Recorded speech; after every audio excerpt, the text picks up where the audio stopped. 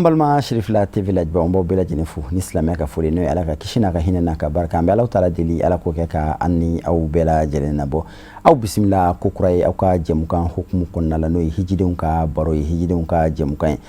kerengere ne miskile no shirifla TV jakan soka ni abe kuma awe au ka hijidun ka la halayawla kamni makka kamni madina kamni arafa muzdalifa uye baraw barake u temena siraw sirafe ko bela jilen yira awla kamni kawto aw segene onda kenanga nyala anga agence shirifla hiji dew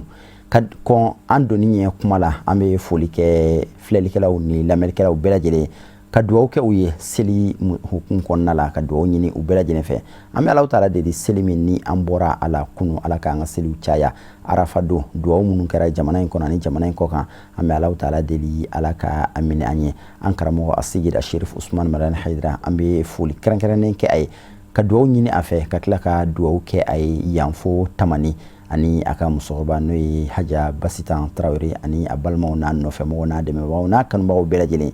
ami duwo ke u bela jele kadwo nyini u bela jele fe kafoko alaka anga selu chaya wote melen ko fe anga jemuka hukumu konnala sibirido no bena utukalo kleta masamba fla ani tan ani kononton otuin arafa doin domba islamia konnala keren nyala munun be makan jamana ka munun tara uka farda durna la seno hiji baray anyinne no hiji dem bela jene fe bekata jo arafa odo wati be do be sega moje hiji bara do be sega moje klanchu bala nga arafa no ma dan hiji kenaka okoro ko otima hiji kiraire re fa sallallahu alaihi wa sallam ako al hajju arafa ako hiji yere arafa de o hukumu konnala agence shirifla ani mali hiji de bela jele nyon soro arafa kenaka sibirido seliba kalo kle kononton do ni usireno barawu mimeno o yudwawuni alabato drone beke odo qur'an mimbe qur'an kala mimbe sili ala kila kan mimbe ala kufo wereke o hukumu konnala anga agence shirifla nyama ba no El Hajj Ali Sidibe ale nyefoli ke anye agence shirifla moka programme ka ukanga bara minke arafa keneka o temelen ko fe hijiden dama fana ye ko ni sodiya yira ana kenenka u yemi fonye anga jangula me ambe bi samedi là le 18e mois 2019 bon sura ambora minna kana arafa programme na comme selbe flafle donc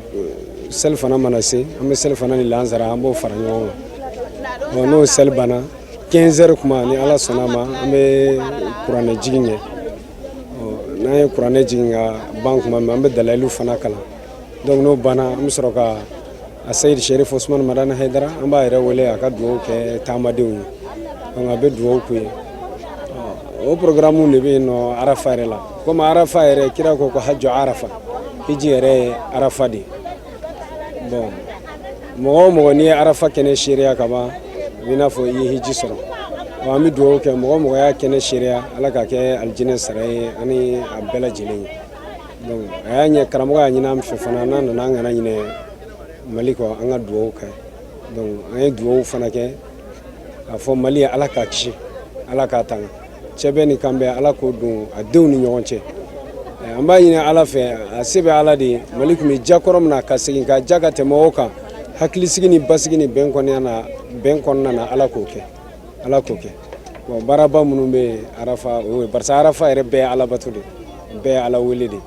mano asara ka wati soro ko ke ka ferola ami duwo de kesa ani duwo munu ka kono ala ko mine karamo ere duwo munu ka nya ala ko mine maliya hijide jamana wara hijide mo arafa kene sharia nyina jiya kono ala ka bela jelenga hijimine ala ka be hamna kono kala bangu manda mbema sallallahu alaihi wasallam amse ka min fo ya oro ina niye arafa kulu de amfle kulu de sanfɛ ka be arafa do yɛrɛ sɔgɔmada kɛnɛma ka be kile yɛrɛ bɔ waati fɛnɛ mango ola niye yɔrɔba de kira ko alhajju arafa ko kira yɛrɛ hiji yɛrɛ ye arafa de hiji bara tɔ bɛɛ n'i y'a sɔrɔ n'i ma nin kɛnɛ in sɔrɔ ani ma foyi sɔrɔ a bɛɛ ka kan nin de kulu in de la yan nɔ an fa adama ani an ba hawa kuma min na n'u bɔra arijinɛ kɔnɔ ka na dugukolo sanfɛ u ye waati jan kɛ u ɲɛ ma da ɲɔgɔn kan u bɛ ɲɔgɔn ɲini mais ala sɔnna u nana ɲɔgɔn ye ka bɛn nin kulu in de ma yan. An ka kira fɛnɛ kisi nɛma bɛ ala ka kira ye. A ka hiji kelen min n'a y'a kɛ a jɔra nin kulu in de sanfɛ, pied min filɛ sanfɛ nin ye a jɔra o jɔyɔrɔ in de la ka kuma ka sahabaw fɛ mɔgɔ 124,000 a nɔfɛ mɔgɔw la o bɛɛ tun bɛ nin kɛnɛ kan. Micro ko tile tɛ foyi tile tɛ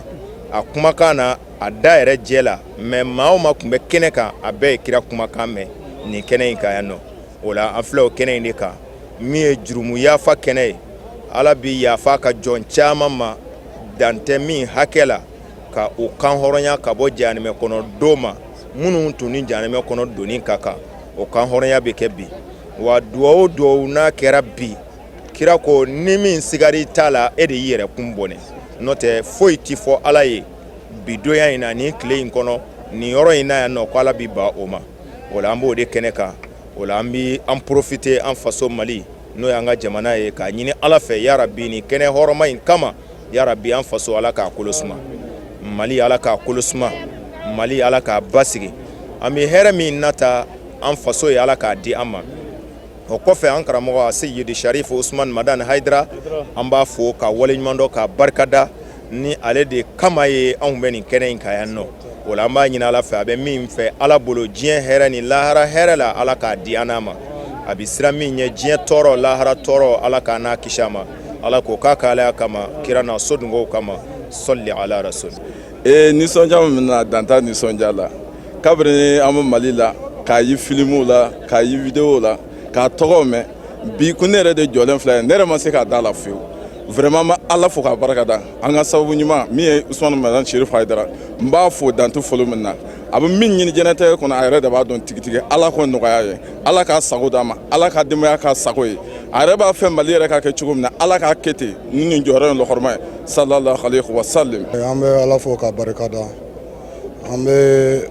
foli daminɛ an ka sababu ɲuman ma min kɛra sababu ye k'anw se yan.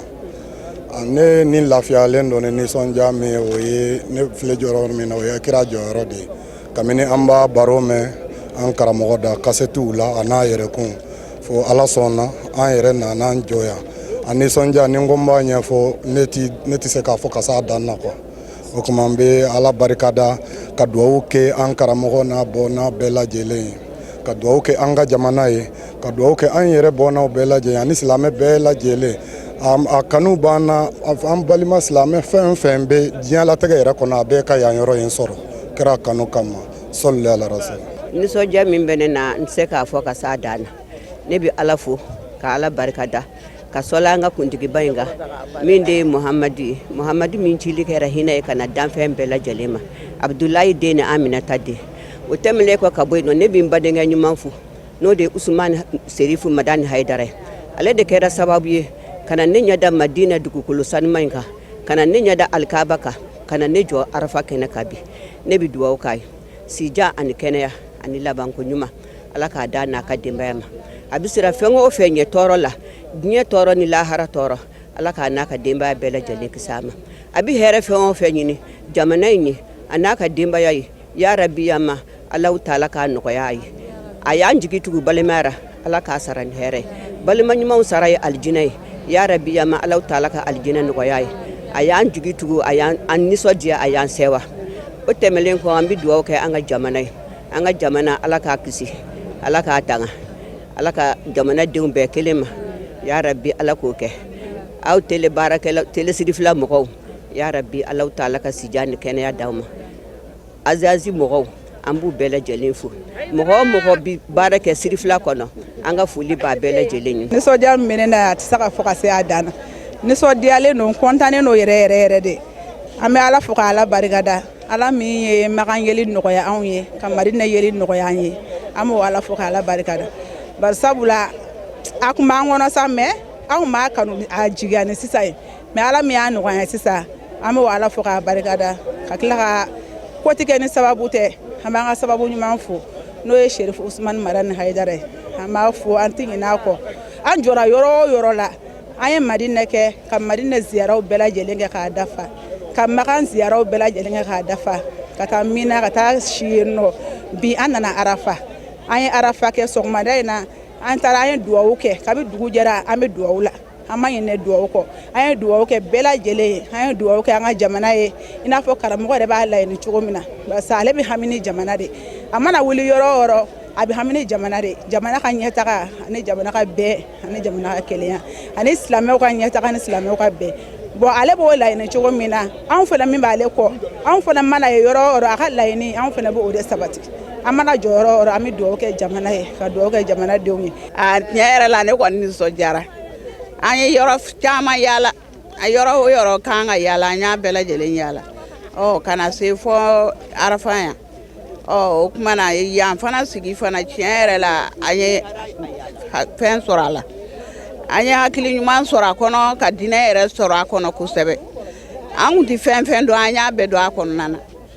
hali bi ta ala k'an karamɔgɔ mɛn an ye k'an yɛrɛ kɛ kɔmɔgɔ ɲuman ye ka limaniya ni sabali d'an ma k'an balo silamɛya kan k'an fatu limaniya kan ala kana kafiri bɔ an na ala kana dangaden bɔ an na ala kana sitanni yɔrɔ bɔ an na ala ka diinɛ kanubagaw bɔ an na k'an yɛrɛ kɛ diinɛ kanubaga ye ka limaniya ni sabali d'an ma.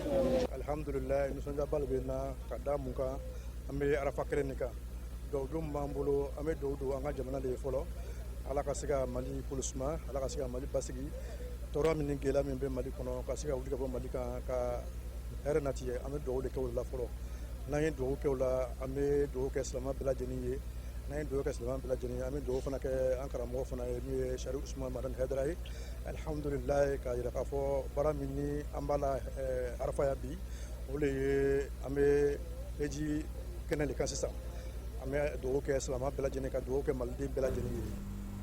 An bɛ Alahu Taala deli duwawu minnu kɛra malidenw bɛɛ lajɛlen arafa kɛnɛ kan ala ka duwawu ninnu bɛɛ lajɛlen jaabi hali bi walasa ka ɲɛfɔli kɛ an ye arafa ko kunkan hali bi an ka ciden kɛrɛnkɛrɛnnen minnu bɛ Makan jamana kan nin waati na o ye sera an ka hiji ɲɛmaaya sow ma n'o ye hiji baaraw kalifalen bɛ maa minnu na jamana in fɛ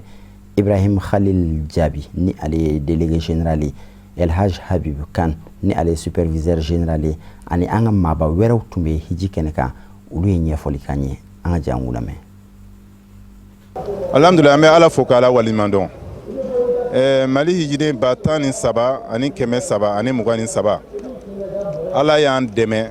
ka bɔ n'a bɛɛ ye Mali la ka se Medine u ka makansigi kɛ ka tila k'a bɛɛ doni ka se n'u ye bi arafa kɛnɛ kan hali maa minnu bɛ yen n'a y'a sɔrɔ ni accident misɛnmanin tun y'u sɔrɔ n'aw bɛ se ka u bali hali tagama la olu bɛɛ cɛra soit u taara ambulance la ou bien u taara mobili la ka se arafa kɛnɛ kan comme aw yɛrɛ b'a dɔn arafa o de ye hiji ye bi bɛɛ lajɛlen dafalen bɛ kɛnɛ kan yan alhamdulillah sisan an tilara seriw la kutubaw kɛra duwawuw kɛra ka duwawu kɛ jamana ye ka duwawu kɛ so ye ka duwawu kɛ kungo ye ka duwawu kɛ faw ani baw ani jamana yɛrɛ bɛ lahala min na bi komi président Ibrahim Boubacar Keita ale yɛrɛ ye message kɛrɛnkɛrɛnnen caman k'a fɔ Mali hijiden bɛɛ lajɛlen bɛɛ k'i jilaja an ka duwawu k'an yɛrɛ ye mais duwawu nin kɔnɔna na an kana ɲinɛ jamana kɔ o kibaruya la sera hijidenw ma donc kuranɛ kalanna ka kuranɛ jigin o kan ka tila ka dalayiluw kalan k'o jigin o kan duwawu fɛn fɛn kɛra kɛnɛ kan jamana tɔgɔ donna la jamana niyɔrɔ donna la alhamdulillah komi yɛrɛ ɲɛ b'a la hijiden bɛɛ nisɔndiyalen don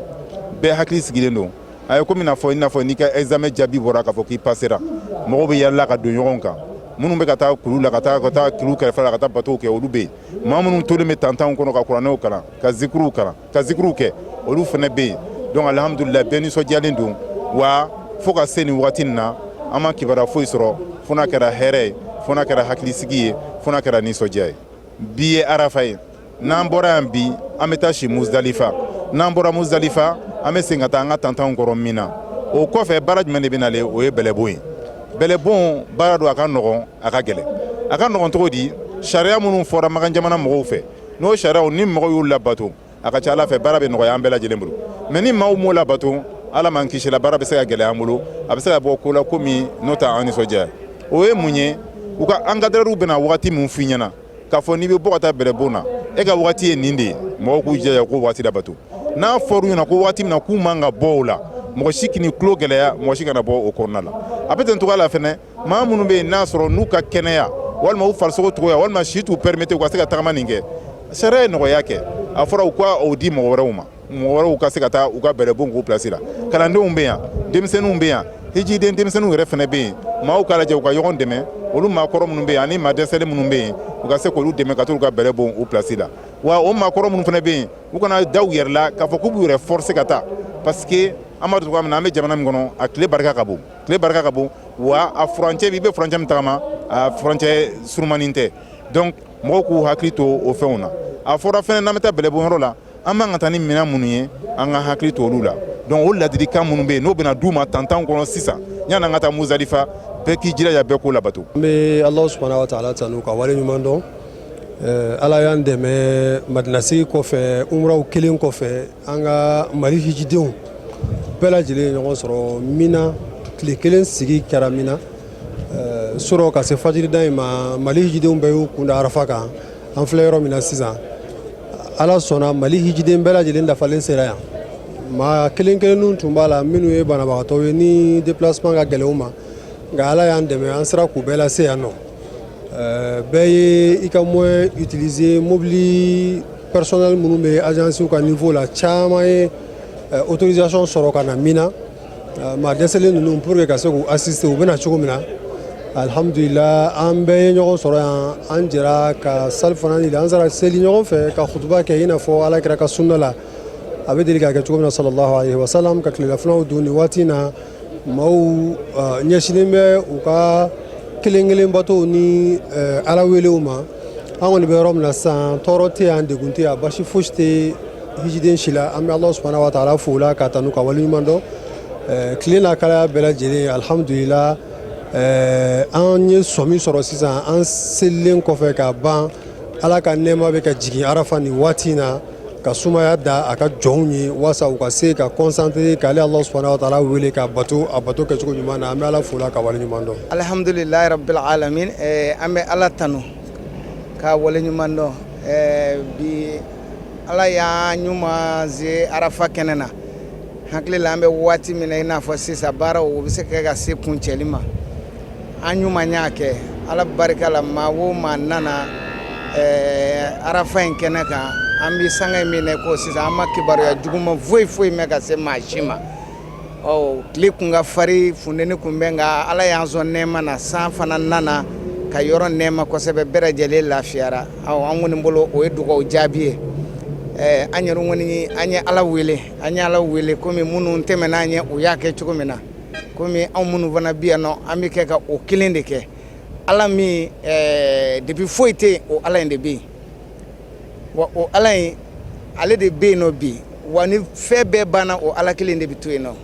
wa se wɛrɛ t'an ɲɛ k'an dama kasi ale ye a ka hinɛ an na a k'an sutura diɲɛlatigɛ la a k'an sutura lahara a k'an don alijinɛ na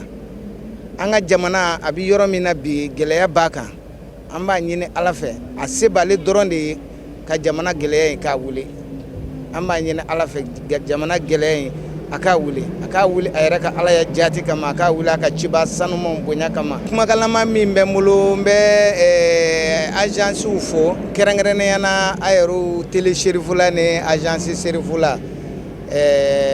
kɛrɛnkɛrɛnnenya na Ali vraiment courage bɛ u la n y'a ye fana hijidenw b'u bolo cogo min na vraiment u jan b'u la u bɛ ka u minɛ ka ɲɛ wala an bɛ foli di agence maa o maa bɛ yen nɔ vraiment n'i bɛ k'i ka mɔgɔw minɛ ka ɲɛ n'o tɛ Magana ka gɛlɛn maaw bɛ yen nɔ olu bɛ wuli u ka so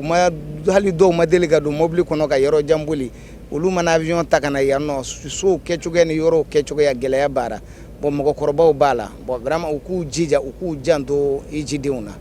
n'u sera k'o kɔni kɛ vraiment o bɛ diya n ye parce que o la u bɛ baraji fila sɔrɔ i bɛ mɔgɔkɔrɔbaw ladonni min kɛ i b'o sɔrɔ i bɛna hiji baara min kɛ i b'o sɔrɔ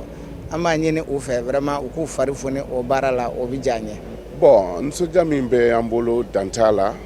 nisɔndiya in fɔlɔ la Ala yɛrɛ de la an bɛ ɲini ka san joli bɔ Arafa don ka sanji na an mɛnna n'a ma kɛ et puis sanji in nana Arafa lamini dɔrɔn de la a ma se Makan donc o dugawu jaabi sartu dɔ ye an ye mun ɲini Ala fɛ o kɛra bon mun yɛrɛ diyara n ye ka tɛmɛ o tɔ bɛɛ kan ja Mali ka farafarali i bɛ nin tɔn in na i bɛ nin tɔn in na i bɛ nin jɛkulu in na ja Bamakɔ de don Arafa kɛnɛ kan yan maliyɛnya de bɛ yan tagabolo ko tɛ yan an bɛɛ ye maliden ye o de bɛ yan o de ne wasa kosɛbɛ a ye dugawu minnu don jamana ye kɔrɔna jigira siɲɛ caman dalilu kalanna siɲɛ caman ka fara alakɔrɔ kumakan ɲuman caman kan vraiment o nisɔndiya ye n sɔrɔ kojugu ne b'a dɔn n'an bɔra yan an tɛ taa don Mali gɛlɛya la tuguni ka d'a kan a ye cɛsiri min kɛ mais nin bɛɛ bɛ segin ka taa Baharuna d'a ma an karamɔgɔ an fa a Sheikh Sherif Usmani Madani Haidara a ye laɲini min don jamanadenw hakili la an b'a la k'a faamu dɔɔni dɔɔni parce que n'anw kumana Haidara ko la mɔgɔw t'a faamu mais an tɛna nkalon d'a la fɛnw bɛ kɔfɛ min ka bon nin bɛɛ ye hakili la ɲɛmɔgɔya min dira a ma ɲina an b'a ɲini Ala fɛ Ala k'a ɲɛ a bolo n bɛ nin na n tɛ nin na an ka jɛ ka dumuni kɛ a fɔlɔ la ale Haidara sigili de la a y'o baara min jira an n'a ye hijidenw fana y'o sira kelen de tagama yan an bɛɛ farala ɲɔgɔn kan yan ka jɛ ka dugawu kɛ vraiment o diyara an ye kosɛbɛ an b'a ɲini Ala fɛ jɔyɔrɔ in a kalifalen don a la hali bi Ala k'a ɲɛ a bolo Ala ka hɛrɛ k'an n'a ye an tɛ ɲinɛ an ka jamanatigi fana kɔ n'o ye Ibrahim Boubacar Keita an b'a ɲini Ala fɛ jamana kalifalen don a la Ala k'a ɲɛ a bolo an yɛrɛ ka lasigiden minnu fana bi yan Maka yan Fama Kunda u ye wulikajɔ caman kɛ ka jamanadenw bisimila vraiment an b'a ɲini Ala fɛ Ala ka hɛrɛ k'an n'u ye ka aw yɛrɛ fana fo k'aw barikada ka waleɲuman dɔn Ala k'aw mɛn baara in na teleso Ala k'a taga ɲɛfɛ an karamɔgɔ Ala k'a mɛn an bolo ni Ala kira hɔrɔma ye salli ala rasul alhamdulillah an b'a fɔ Allahumma salli ala sayyidina Muhammadin wa ala ali sayyidina Muhammadin wa sallim tasliman kasira tayyiban mubarakan fi nisodiya min bɛ yen nɔ a fɔlɔfɔlɔ Ala y'an kɛ silamɛ silamɛya in kɔnɔ a tilala k'a latigɛ an ka na jɔ yɔrɔ la yɔrɔ min yɔrɔ lahɔrɔmalen yɔrɔ min yɔrɔ barikama ye n'o ye Arafa ye Ala kira b'a fɔ an ye sallallahu alaihi wasallam a ko alhajju Arafa ko hiji yɛrɛ o ye Arafa de ni mɔgɔ o mɔgɔ ne sen jɔra Arafa o dugukolo kan e ka ye dugawu kɔnɔ ka Ala wele ka mɔgɔ tilaw la ka tila ka segin ko yali Ala ye n ka dugawu jaabi wa ko e ye kafiri ye Ala m'an kisi o ma Ala y'a kɛ ɲɛ bɛ jama o jama la yan nin ye gouvernement ka yɔrɔ ye n'o tɛ ne yɛrɛ nana ni safiri voyage de ye o jama ye n'o ɲɛmɔgɔ ye nka bi n ka ɲɛmɔgɔ bɛ yan nɔ n nana welela n nan'o lamɛn aw ye ɲɔgɔn bɛn o tuma min ye Sirifula o y'a Mali bɛɛ ta ye Sirifula o ye Mali bɛɛ ta ye alhamdulillah aw ka ɲininkali k'a fɔ k'an ka dɔ fɔ a la ni Sirifula ye an ɲininka kɔni u ka jaabi kɔni bɛ yen nɔ an bɛ fɔlɔ ka min fɔ jamana Ala ka jamana basi jamana Ala k'a diya gɛlɛya min bɛ jamana kɔnɔ Ala k'a bɔ yen tɔɔrɔ min bɛ jamana kan Ala k'a bɔ yen bɛnbaliya min bɛ maliyɛnw ni ɲɔgɔn cɛ ani hadamadenw ni ɲɔgɔn cɛ Ala k'o bɔ yen gɛlɛya min b'a la janfa min bɛ Mali kɔnɔ Ala ka Mali bɔ a jamana janfan kɔnɔ anw yɛrɛ silamɛw Ala k'an bɛn jamana kɔnɔdenw Ala k'u bɛn an bɛ hɛrɛ min ɲini Ala k'o nati samiya bɛ Mali la Ala ka samiya hɛrɛma d'an ma a dunko ɲuman Ala k'o d'an ma n'a sɔrɔla k'an kisi a basi ma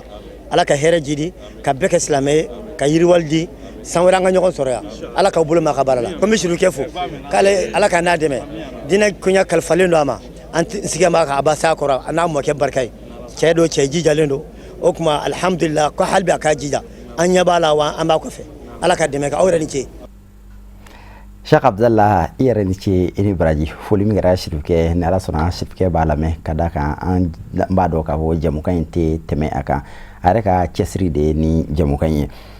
i n'a fɔ Ali Sidibe bɔra k'a fɔ an ye kuma daminɛ la cogo min na Arafa don ye a ye programme di agence Sherifla voyage bɛ baara minnu kɛ o baara ninnu na kuranɛ kalan b'a la Dalailul Khairati kalanni bɛ a la o laada in bɔra a sira fɛ kuranɛ kalanna a don Arafa kɛnɛ kan ka Dalailul Khairati kalan ka tila ka dugawu kɛ kuranɛ kalan baara daminɛ o tun bɛ an ka Sherifkɛ bolo Isa Maman Sherif Haidara Dalailul Khairati o dugawu kalanna an ka délégué fɛ n'o ye Musa Bala Jakite fo ka taa se kuranɛ dugawu ma an karamɔgɔ Bukar Kulubali fɛ an ye min sɔrɔ dugawu kalan na an ka jangulu lamɛn Bismillahir Rahmanir Rahim Alif Lam Mim ذلك الكتاب لا ريب فيه هدى للمتقين الذين يؤمنون بالغيب ويقيمون الصلاة ومما رزقناهم ينفقون والذين يؤمنون بما أنزل إليك وما أنزل من قبلك وبالآخرة هم يوقنون أولئك على هدى من ربهم وأولئك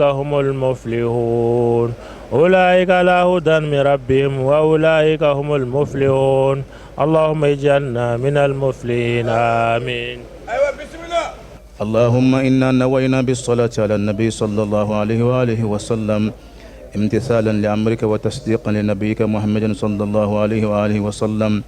ومحبة فيه وشوقا إليه وتعظيما لقدره ولكونه أهلا ذلك، فتقبلها منا بفضلك وإحسانك وعزل حجاب الغفلة عن قلوبنا واجعلنا من عبادك الصالحين. اللهم زده شرفا على شرفه الذي أغليته، وإزا على إزه الذي أعطيته، ونورا على نور الذي منه خلقته،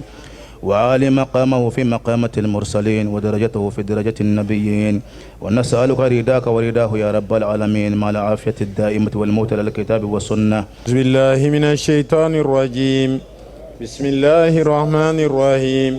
صدق الله مولانا العظيم وبلغ رسوله الكريم، ونحن على ما قال ربنا وخالقنا ورازقنا ومولانا من الشاهدين. اللهم ربنا تقبل منا ختم القرآن، وتجاوز عنا ما كان في تلاوته من السهو والنسيان أو تحريف كلمة عن موضعها أو تغيير حرف أو تقديم أو تأخير أو زيادة أو نقصان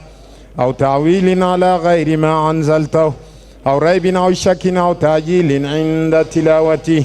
أو كسل أو سرعة أو زيغ اللسان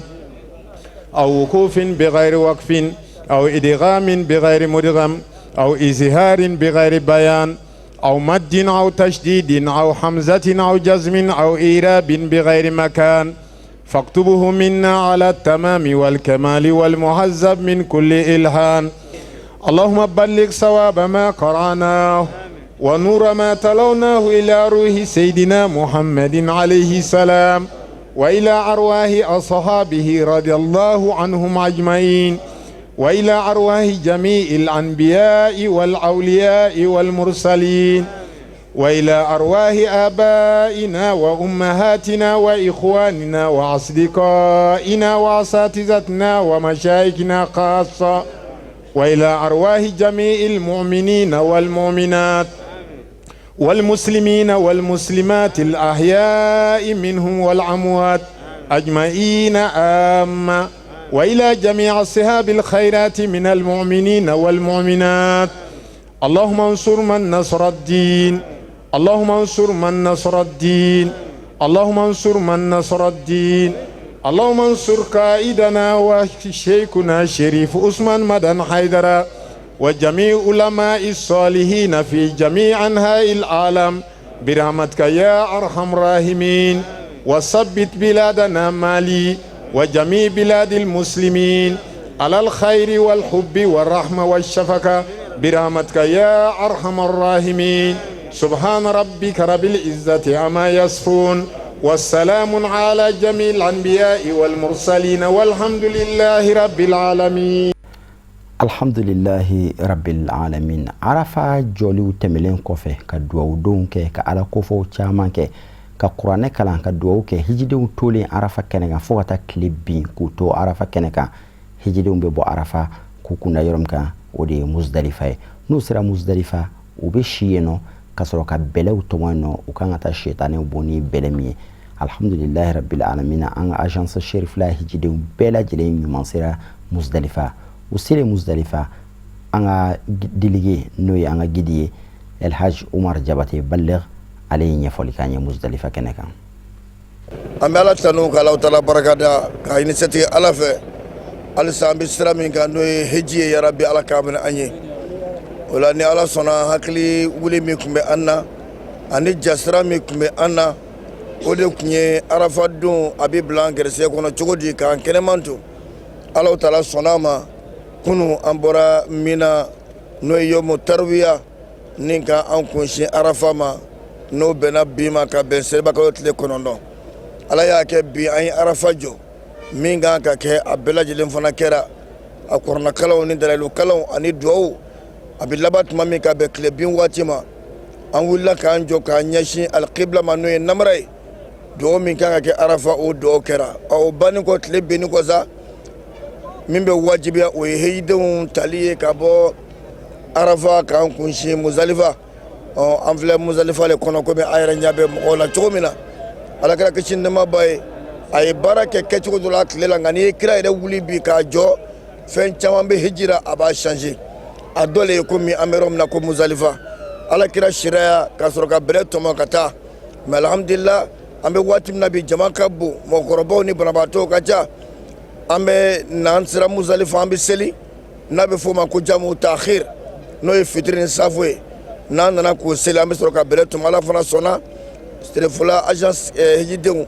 a bɛɛ ɲuman donna Muzalifa sisan an selila fana an fana ka bɛlɛ tɔmɔ n'o ye den 49 parce que a sabu kɛ anw bɛna min kɛ o ye tahajulu ye o la n'o kɛra inshallah an bɛ sɔrɔ ka bɔ yan k'an kun da ayiwa mina kan minɛnmisɛn mun b'an bolo an bɛ t'o bila an ka tantanw kɔrɔ ni ka sɔrɔ ka taa ayiwa an ka arabuw fɛ n'o ye makitaba mɔgɔw ye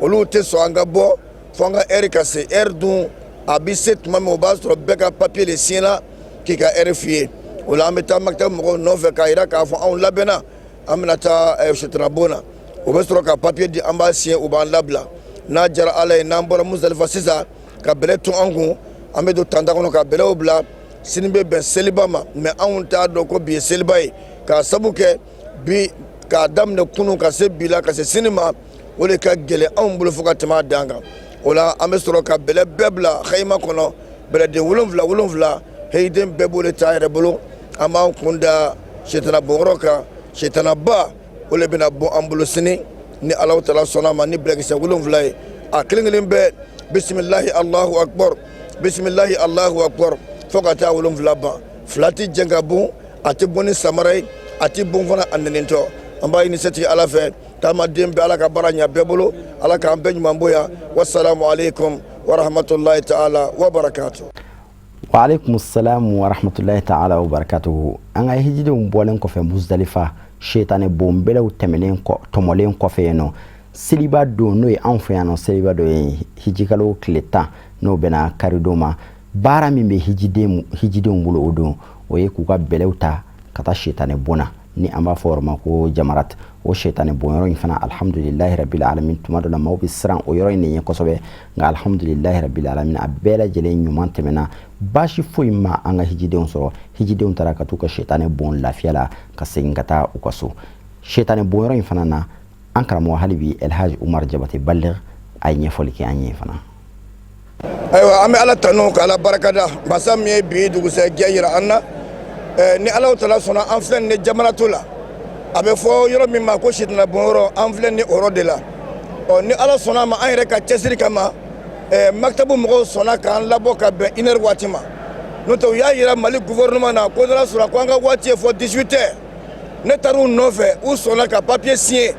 an y'a tamponné ka sira di an ma ka sabu kɛ an ka labɛn sabatira wa an ka kan ni bɔli fana ye sitanɛ bɔnyɔrɔ sitanɛ 3 de bɛ yan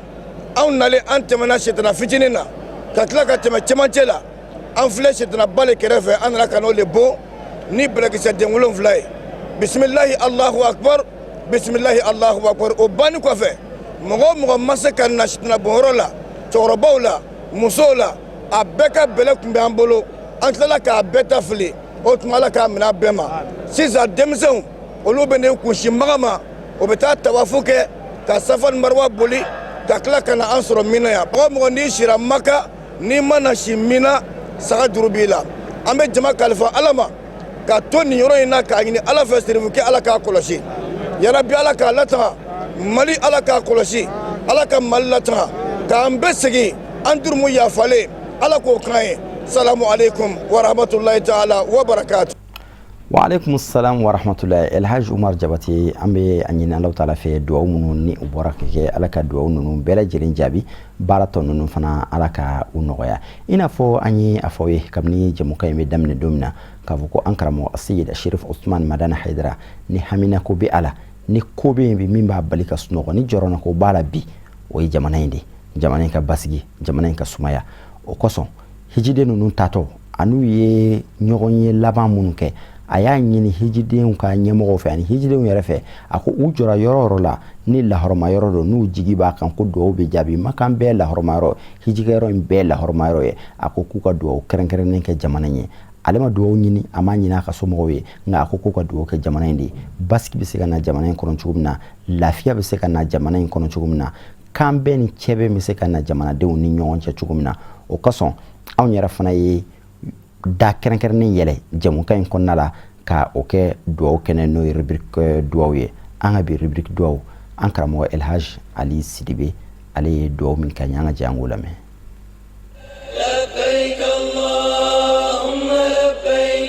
Tigɛ Ala e de ye jɔli ɲini an fɛ nin jɔyɔrɔ in na e de tilala ka nɔgɔyali kɛ an ye an ka se nin yɔrɔ in na ni e Ala ka hinɛ ye an ka taa e ka lahɔrɔma yɔrɔ ninnu lajɛ ani an ka jɔ nin yɔrɔba in na tuguli kama i ka nabi ɲuman na ani i kanu ɲɔgɔn na ani nɔfɛlatugu kama i ka danfɛnw na hɛrɛma o la n'o ye Muhamadu ye sallallahu alaihi wasallam wa dunan o dunan fana de bɛ kɛ dunan ye a jatigi fɛ wa jamakulu o jamakulu n'o ye jamakulu ɲuman ye n'a nana bɔ ye sara kan ka kɛ o ye wa maa o maa n'o nana bɔ ye o kan ka bonya wa deliba o deliba o deliba de kan ka sɔn Ala mɔgɔ o mɔgɔ n'o o bɛ baraji nata a bɛɛ b'a nata e Ala de fɛ Ala o tuma na anw bɛ ɲinini kɛ